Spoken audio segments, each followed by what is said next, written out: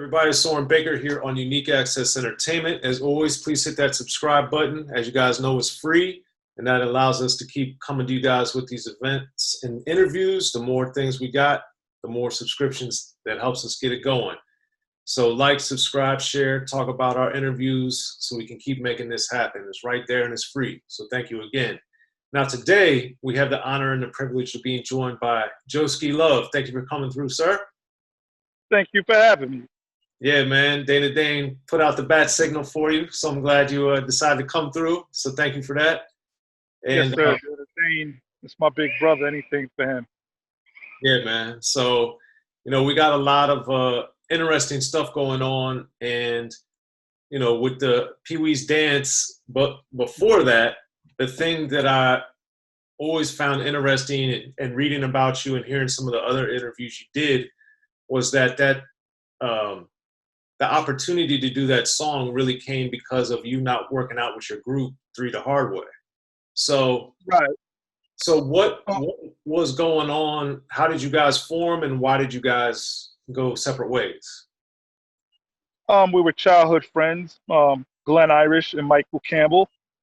We're neighborhood guys. We all went to junior high school together, elementary school, high school. And we had a group. We performed locally, school parties, rec centers, so forth and so on. So my mother knew somebody who knew somebody that was in the music business. So she saw that I was serious. So she said if I kept my grades up, she would ask that person to link us up with somebody, and they did. That didn't work out, but that person gave us Vincent Davis's phone number. So we got Vincent Davis's number. He owned a small label, Entertainment, which had Keith Sweat, In Touch. At one time, Dougie Fresh, the B-Boys. So we went to audition, and they liked us, and he gave us a deal. So we were signed for a little while before we actually did anything. We did a couple of demos. They never came out. The 2 other gentlemen in the group were, they could sing a little bit. So they wanted to do records that were more sing-songy, and I didn't. So we had a little conflict artistically. So I called Vincent and asked him, well, I actually told him, look, I'm leaving the group. I don't want to do what they're doing. We're not getting along. There was a lot of bickering and arguing about it. And of course, it was 2 against 1. So I asked him, would he be interested in signing me as a solo artist? And he said, yeah. And that's when he brought up the Pee Wee Herman idea. He said his nephews and nieces were doing this dance based on a dance that Pee Wee Herman was doing in his movie, and he asked me to write a song about it. So, as legend says, and this is all true, I wrote the lyrics in 5 minutes and called him right back and gave him what I wrote. We tweaked it a little bit, but that's basically the song that I wrote. He loved it. And I remember this was about around the end of November, early December. I was 17 years old. We were about to go on Christmas break, high school. We get off for like a week. So we went in the studio that week of the Christmas break and recorded Pee Wee's Dance. And that's in toward the end of '86 then?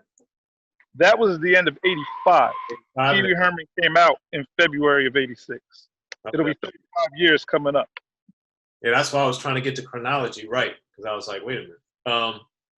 Okay, so there's a lot there with, so early on, did you, with Keith Sweat, before he really blew up, was there already a leaning toward him versus leaning towards you, or what was going on before Pee Wee's Dance even came out? Well, Keith wasn't signed yet. Okay. Keith didn't sign till maybe a year after Pee Wee was out. Keith, nice guy. We actually recorded some funny story. Why Me Baby, which came out on Keith's second album, I think. It's a love song with him and LL, was originally my song. But when I left Entertainment, Vincent gave it to Keith and LL. It was me and Keith, produced by Teddy Riley, before Teddy Riley, blew. He did The Show, he did Kumo D and stuff, Booney G. So he was working with Keith on Make It Last Forever album, and Vince was like, "Yeah, I want you to do a love song with Joe." So we did the song. Keith sang the hook. I did the talking parts like L did, but when I left Entertainment, he gave the song to LL to redo. So they did it together. It was a hit for Keith and L. Yeah, it's always amazing when, because I think a lot of times people don't understand that songs have these lives before sometimes they get released, and you know Yeah. how that affects people's different career trajectories, positively and negatively. You know. As a matter of fact, that's the actual my "Why Me Baby" was the first song, and after we completed the song, Vincent wanted another record with me and Keith. Again, this is before Keith was Keith. He was working on his album, so we did a track. Keith did the hook, and the song. Vincent didn't like the song. He didn't like the song for me. So before we went on to the next thing, Keith goes, "Wait a minute, I'm gonna go in the vocal booth real quick. Put the track back on." So he did it again. He went in there and made up some lyrics, and that song is "How Deep Is Your Love" on Keith Sweat's album. Wow, Yeah, some hits right there. Holy moly, that's crazy. Keith took 2 hits from me, but I still love you. Love you, Keith. Shout out to Keith Sweat. Wow.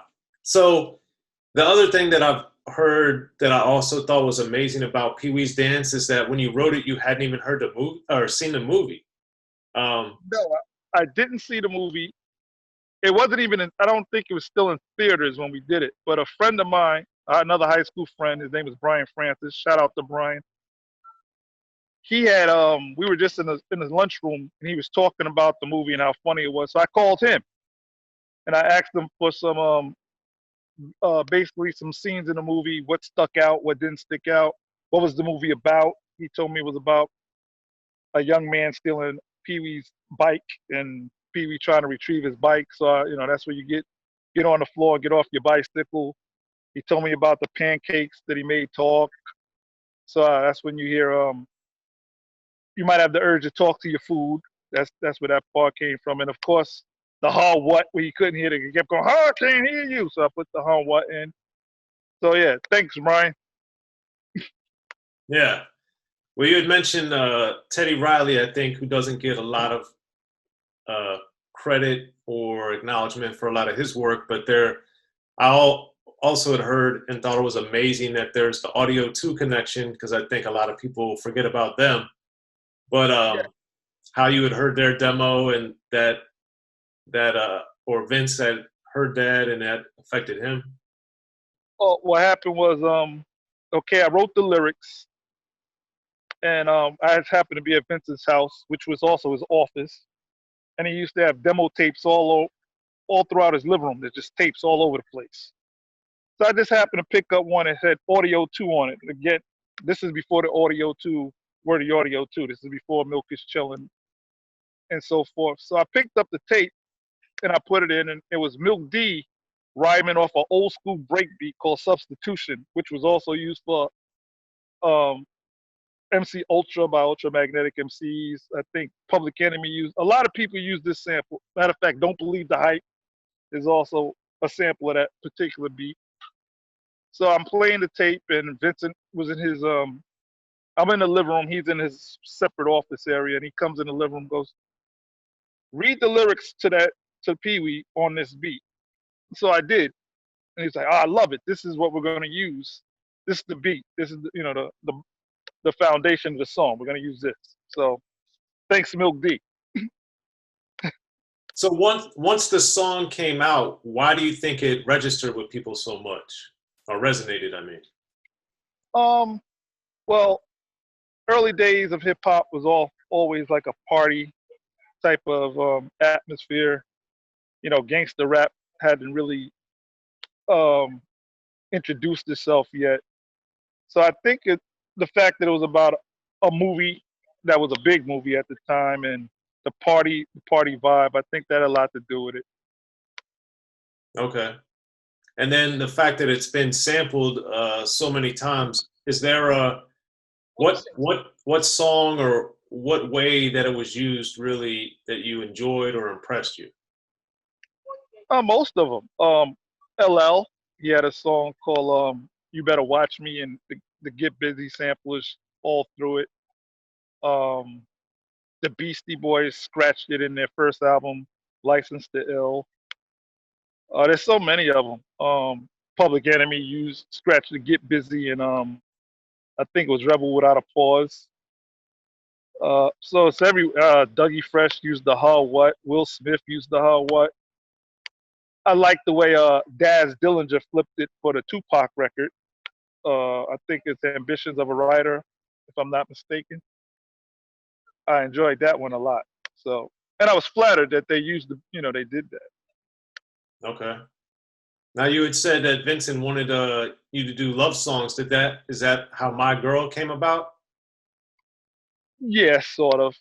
Vincent was kind of chasing. I think he got drugged by the radio play because Pee Wee got heavy spins, so he wanted to keep that. So he reached on the My Girl thing. I mean, the record sold well. I never really liked it. Why didn't You you? know, I think it sounded too much like Pee Wee. We used the same snare, almost the same drum pattern, and I wanted to do something different. I was like, we just did that. People aren't going. I don't think people are going to embrace Pee Wee Part Two as far as the music wise. But we did it. We did about 100,000 on that record. So I mean, I'm not mad, but I did. It wasn't a song that I would have put out if I had my choice. Now that was also the B side of the Say Joe single. So why? I know it happens, but it's not often where the B side becomes its own single elsewhere or later or what have you. So how and why did that happen? Well, Say Joe was like I said, I really hated My Girl, and I wasn't going to record it because I wanted to do something else. So that was Vincent's bribe to me, because My Girl was just supposed to be pardon the noise. I'm outside. Um, My Girl was supposed to be a one song single, and like I said, I fought tooth and nail. I didn't. It's whack. I don't want to do it. So he gave me Say Joe. He said, if you do this song for me, I'll do a song you want to do. So we did Say Joe, and I think you know what? I don't even know. I just personally believe Say Joe was just a better song, but that's my opinion. Well, it's my preference too, but that's at least two of us are in the same boat on that. But one thing I liked about Say Joe was the call and response that you had on there. So what do you remember how or why you had the idea for that? That sort of came from Vincent. He couldn't stand. We went on tour for about a year and a half with the Fat Boys, UTFO, Whistle, the Jets. If everybody remembers the R&B group, the Jets. A few up Curtis Blow, and Vincent hated the fact that every rapper on the show came out and said, "Everybody say ho." He's like, "How many hoes can you say?" From 4-hour show, everybody saying ho. He said, "Why don't you just say Joe instead of ho?" I said, "Okay, that sounds good." So that's where the Say Joe came from. Well, it seems like Vincent had a lot of input and a lot of theoretically good and interesting ideas. So what was his background and what was his business acumen in your opinion? Vincent was a very smart individual. He definitely did have great ideas. He was a bit stubborn, so it was hard dealing with him at times. I was a young man. I was 17, 18 years old. And at that age, you think you know everything. That's teenage going into manhood. So we bumped heads a lot. But between me and Keith and some of the other acts he had in touch and Dougie, he did make a very, I wouldn't say a huge impact, but he definitely made an impact on music. Well, it's some just the ones you named are some heavy hitters. So yes. Oh yeah, definitely.